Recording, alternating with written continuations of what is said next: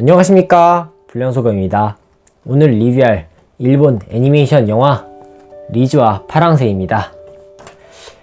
울려라 유포니엄 리즈와 파랑새 특집 제1탄이라고 해봤자 2탄까지 밖에 없지만 리즈와 파랑새입니다.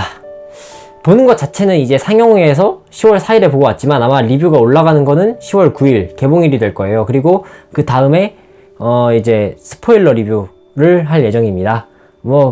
이번 리뷰에서는 큰 스포일러는 없으니까 안심하세요. 그래서 본 작품의 소금 지수 9점입니다. 다 좋았고 엄청 좋아서 그냥 만점을 주겠습니다. 다만 이제 아쉬워할 만한 부분이나 호불호가 갈릴 만한 측면이 보이긴 했어요, 확실히.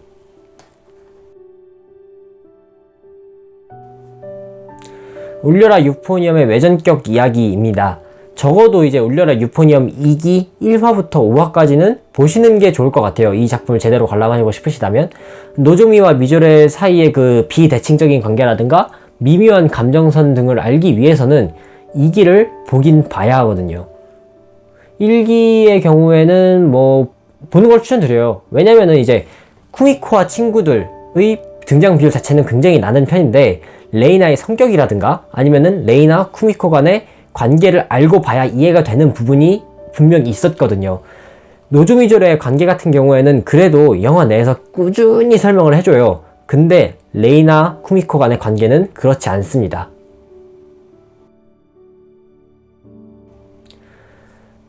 이제 본격적인 영화의 이제 설명을 해야 되는데 일단 작화를 먼저 꼽아야겠죠?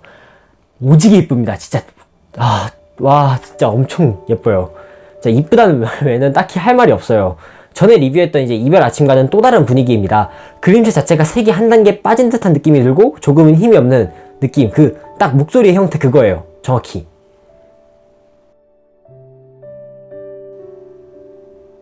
TVA 같은 경우에는 청춘물인지라 좀 더 강한 색감이 어울리는 작품이었던 반면 이 작품은 두 사람의 인간관계에 정말 초점을 맞춰가지고 조용한 만큼 톤이 굉장히 낮은 게 어울립니다. 다만 이제 그렇다고 해서 TVA가 가지고 있던 그 캐릭터 자체의 귀여운 측면을 없애버린 건 아니에요. TVA의 그 작화를 정말 무리 없이 계승했습니다. 진짜 보면서 이 캐릭터는 이 캐릭터고 이 캐릭터는 이 캐릭터인 게 정확히 눈에 들어와요. 바로 이제 똑같다 이라는 생각을 느낄 수가 있습니다. 그러면서도 쿄엔이답게 정말 중간중간 웃음을 자아내는 모에 포인트는 다 정확히 다 잡아냈어요. 정말 쿄엔이라 가능했던 겁니다. 자, 플루트 들고 빛 반사하면서 반짝반짝반짝 거렸던 게 진짜 그 씬에서 웃음이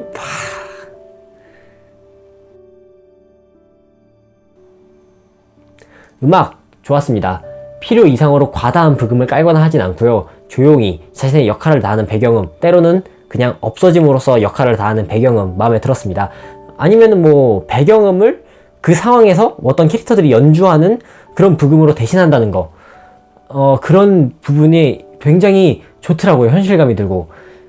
그리고 그보다 이제 더 중요한 거, 하이라이트 연주씬이겠죠. 음악한 애니메이션이니까. 근데 이거는 이제 연출을 하면서 말씀을 드릴게요.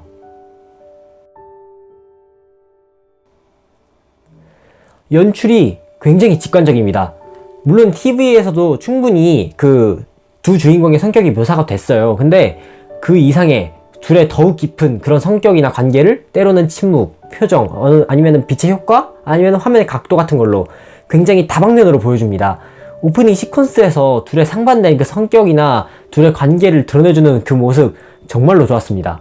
또 이제 중간중간마다 지속적으로 둘의 그 주목할 만한 습관 같은 거를 보여줘가지고 둘의 관계 변화라든가 갈등 같은 거 더 알기 쉽게 보여줘요.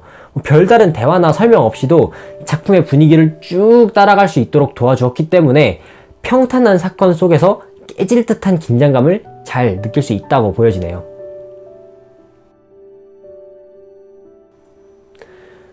도입부의 오프닝과 더불어 스토리적으로 정말 가장 마음에 드는 파트입니다. 음만 보신 저라도 바로 알아들을 수 있는 그 압도적인 연주를 통해 둘 사이의 관계 변화를 보여주고 이 사이사이에 화면의 전환이라든가 아니면은 표정 강조 그런 연출을 통해서 그 느낌을 정말 더더욱 강조를 해줘요. 근데 다만 아쉬운 점은 연주가 그리 길진 않았다는 점인데 그것대로 또 문제가 됐을 것 같네요. 그러다가 연주 듣다 보면은 갑자기 갑자기 스토리가 뭐였지? 이렇게 까먹을 수도 있으니까 뭐 어쨌든 TVA가 가지고 있던 뭐 한 곡을 통째로 연주하는 그런 장면이 없던 거는 조금은 아쉬웠어요.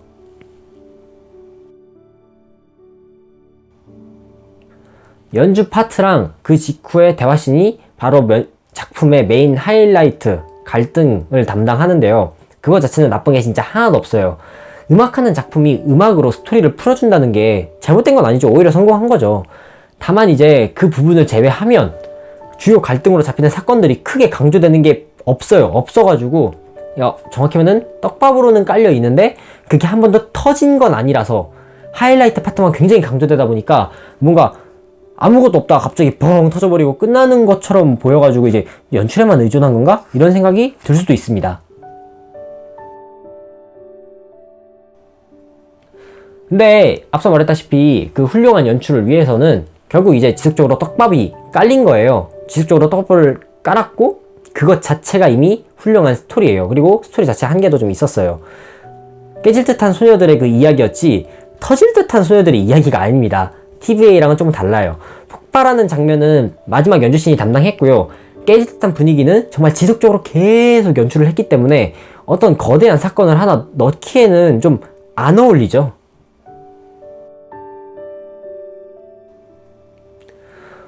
이거는 확실히 좀 아쉬웠어요. 미조레가 바뀌어 나가는 과정이 좀 간소화된 거? 뭐 수영장 씬이야 사실상 서비스 씬이랑 직결되니까 작품 분위기상 안 넣는다 치더라도 미조레가 노조미 외에 다른 이들과 소통하는 장면이 조금 빨리 삭제된 거는 좀 아쉬웠어요. 이것도 너무 길면은 또 이제 지루해질 수 있고 어디까지나 초점은 노조 미조레의 관계지 각자의 발전 막 이런 게 아니기 때문에 나쁜 선택으로 보이진 않았지만 그래도 조금만 더 보여줬었으면 괜찮지 않았을까라는 생각도 드네요.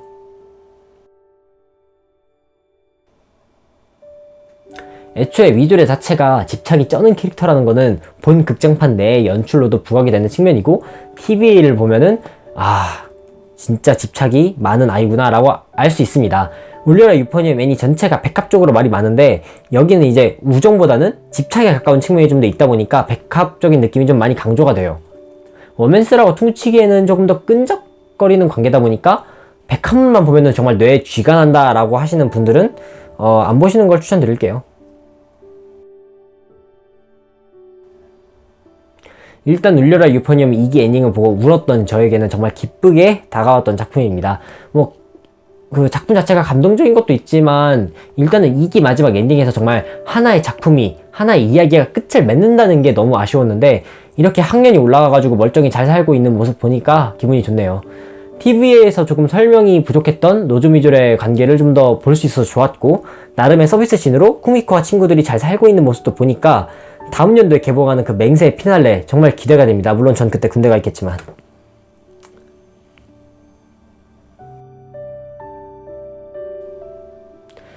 그래서 개별적인 점수를 매겨보죠. 스토리 9점입니다. 그리고 연출 및 작화도 9점이고 다음 편에 대한 기대 마찬가지로 9점이죠. 정말로 진짜로 덕후로서 아쉬웠던 부분이 있다면 이제 바로 수영복신 스킵. 솔직히 진짜 전혀 기대 안 했거든요. 작품 분위기상 애초에 나올 수가 없는 그 서비스 씬이긴 했어요. 근데 수영장 소리 나온다 듣자마자 하고 기대했는데 사진 하나로 스킵.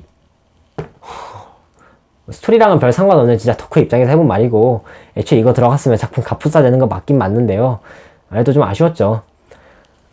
그런 서비스 씬은 나중에 만약에 소설이나 애니메이션도 리뷰하게 된다면 그때 리뷰해보도록 하죠. 근데 애초에 Q&A라 기대 안 하는 게 나아요.